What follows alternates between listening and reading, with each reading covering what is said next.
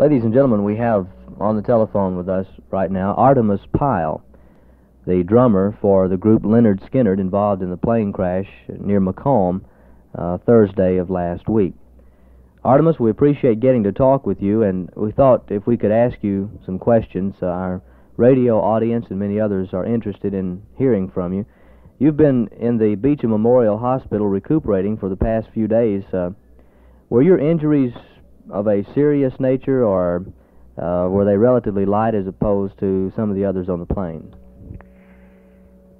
Well, as opposed to everybody else on the plane, I had nothing wrong with me.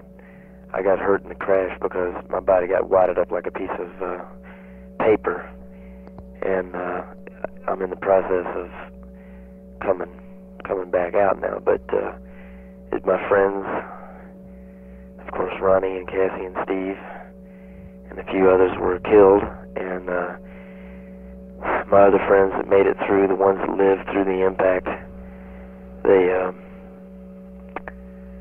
sustained heavy injuries, such as broken legs and arms and pelvis and collarbones and such as that, and deep head wounds and gashes in their body. And I cut my legs up a little bit, and I thought for a while I had internal injuries due to being crushed, but it turned out to be, as soon as I got x-rayed. So, in answer to your question, there's nothing wrong with me as far as I'm concerned compared to what my friends went through. Artimus, we had an interview with a lady in the area of the plane crash one day last week, and she mentioned that she could not identify who it was that came to her home, but she mentioned that the man who came from the plane had some broken ribs. Was that by some chance you? Well, yeah, it probably was me. I'm the one, I walked away from the thing. After I did get out of the airplane, I walked away from it, and I looked at the plane, and I knew that the only way that my friends inside were going to be helped at that time was with crowbars and jacks and chainsaws and bulldozers and four-wheel drive vehicles and doctors. And when I got to that farmhouse, to that place, I probably appeared as though my ribs were broken because my body had been crushed, and there was bones sticking out in places that they shouldn't have been sticking out in.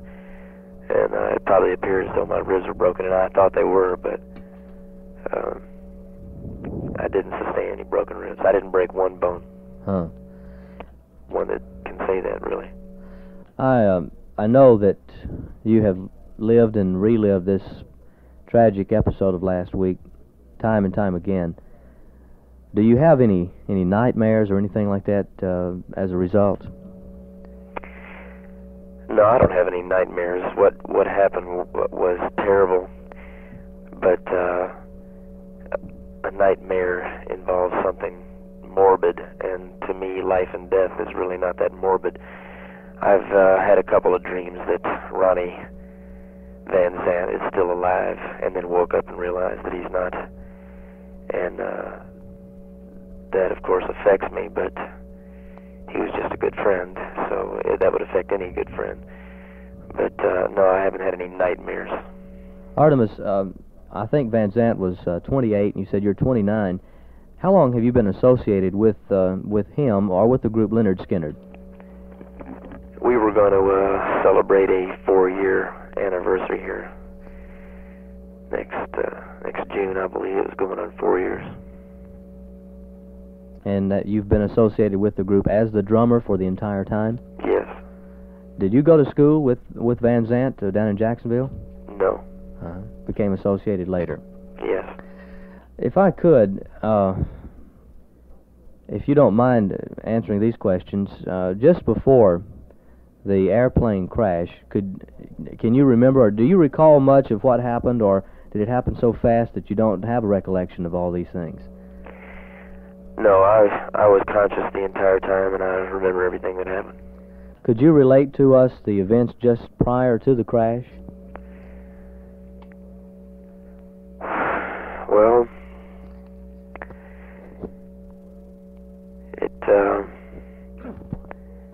as far as getting technical, you know, I won't get technical, I won't get into any detail, but just before the crash, all of us knew we were going to crash. We had no idea we were going to crash into a heavy wooded area.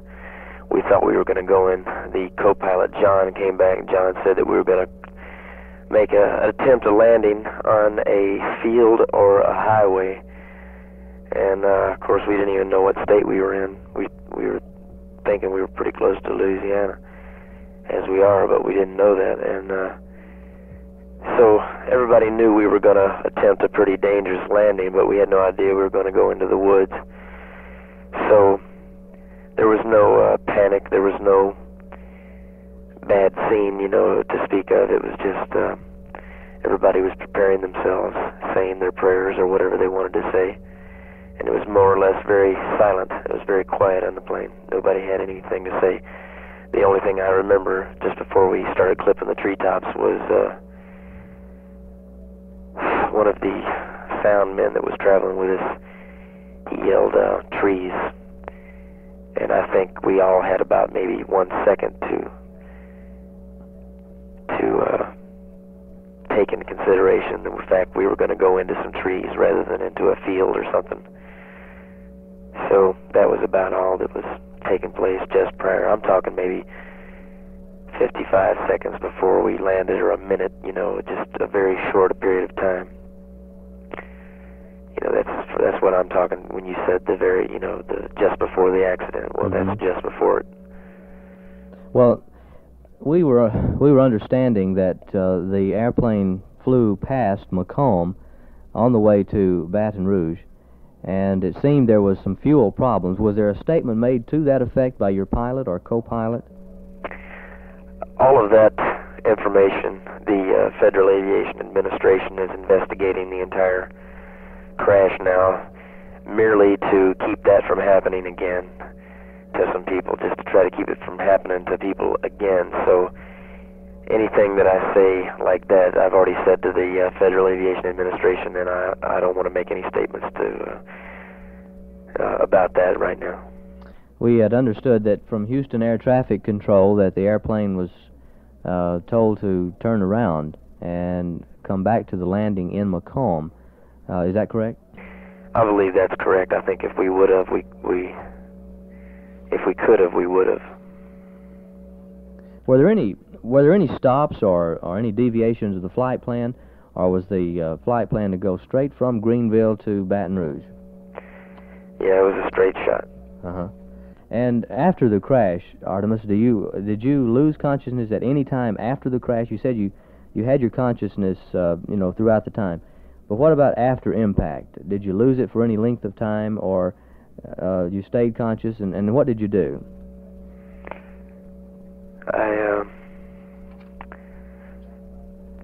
I was in the plane about 5 minutes after the impact, and I was thinking about the fire, possibility of fire. And I was thinking about my friends and how many people actually lived, because I couldn't see a thing because I was buried under a bunch of debris. And then I got out the bottom of the airplane through a hole that had been torn in the bottom of the plane by some of these pine trees or whatever you got down here. And I got out of the plane and I surveyed the damage, and I found the pilots, and they were dead. And then I started making my way for help, because I knew the only way to help them was to go get help, because I wasn't going to do it. And nobody around was able to, because everybody was hurt very badly, injured or dead. So that's all I could think about was getting some